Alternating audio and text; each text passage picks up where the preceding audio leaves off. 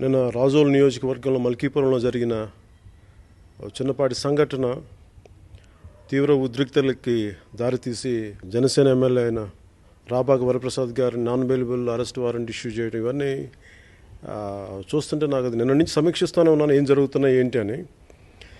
చాలా చిన్న ఇన్సిడెంట్, అది ఒక స్టేషన్ బెయిల్తో పోయే ఒక చిన్నపాటి ఇన్సిడెంట్. దానికి ప్రజలు అడిగితే ఆయన మద్దతుకి వెళ్ళారు అనేది.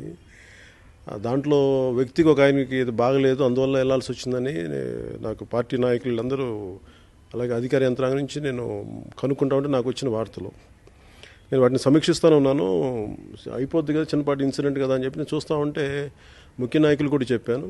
గోదావరి జిల్లా తూర్పుగోదావరి జిల్లా నాయకులందరికీ, అలాగే పొలిటికల్ అఫైర్స్ కమిటీ సభ్యులు కొద్దిమందికి తెలియజేశాను దాన్ని చూడమని చెప్పి.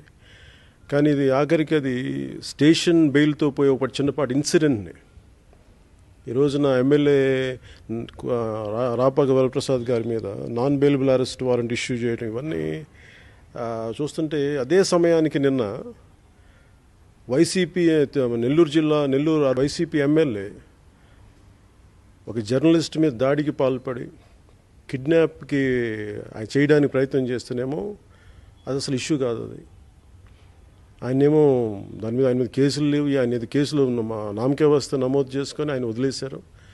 అది డైరెక్ట్గా ఎమ్మెల్యే ఇన్వాల్వ్ అయ్యాడు, వైసీపీ ఎమ్మెల్యే ఇన్వాల్వ్ అయిన పరిస్థితి అది. ఇక్కడేమో ఎవరో చిన్నపాటి వ్యక్తికి బాగలేదు, అనారోగ్యంగా, ఆయన మటు కొద్దిగా జాగ్రత్తగా కొంచెం హాస్పిటల్కి తీసుకెళ్ళండి ఇలాంటిదో మాట్లాడితే దానికి మాట వచ్చి అది పరిస్థితులు చేదాటిపోతున్నాయి. ఇవన్నీ చూస్తూ ఉంటాయి. నా విన్నపం అధికార యంత్రాంగానికి కానీ ప్రభుత్వానికి కానీ, చిన్నపాటి ఇష్యూతో పోయేదాన్ని, గోటితో పోయేదాన్ని గొడవల దాకా తీసుకొచ్చారు దీన్ని. దయచేసి ఇప్పటికైనా సరే దీన్ని ఆపేసి దీన్ని